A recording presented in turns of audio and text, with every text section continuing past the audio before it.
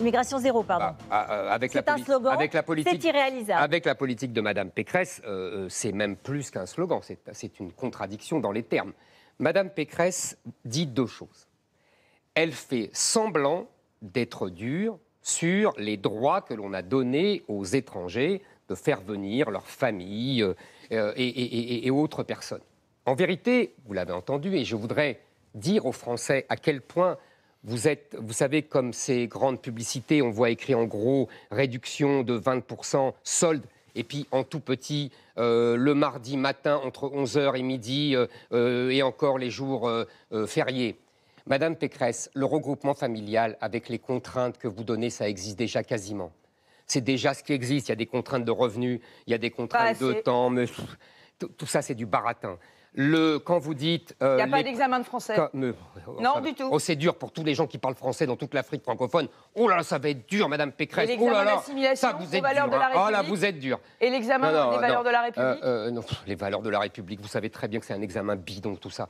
Tout est bidon chez vous, Madame Pécresse, dans la lutte contre l'immigration. Tout est bidon. Mais c'est vous qui êtes bidon. Attendez. Vous n'arriverez pas à faire l'immigration attendez, zéro. laissez-moi parler. Après, vous dites, le droit du sol, c'est fini, mais vous rajoutez tout de suite, ah oui, mais à 18 ans, s'ils ne parlent pas français et s'ils ont un casier judiciaire. Ça non, dur, obligation d'assimilation. Ça va être dur. Moi, je supprime le droit du sol, complètement. Moi, je supprime le regroupement familial. Moi, je limite... Totalement. Moi, je limite les étudiants uniquement, les gens qui sont très très forts. C'est qu'une poignée en vérité. On n'a pas besoin de tous les gens qui s'inscrivent en première année et qui payent en plus les mêmes droits que les Français, que les étudiants français. C'est un scandale, ça.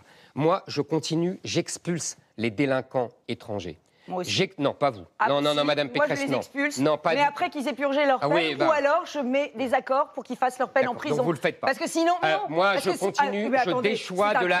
Madame Pécresse, je continue. Je ne vous ai pas... Soyez gentil. Laissez-le finir. Ce sera à vous après. Je déchois de la nationalité les délinquants binationaux. Et puis, je les expulse. Vous ne le faites pas.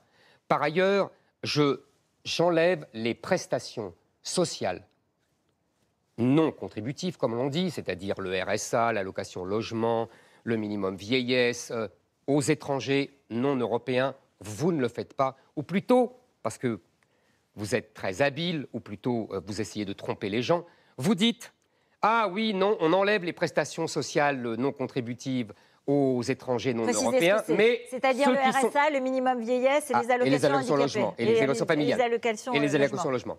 Mais s'ils ont une présence en France de 5 ans, alors là, on leur donne les prestations. Oui, c'est écrit dans votre programme. Ça. Voilà. 5 ans de résidence régulière. Donc moi, non. Moi, ils n'auront pas les prestations sociales.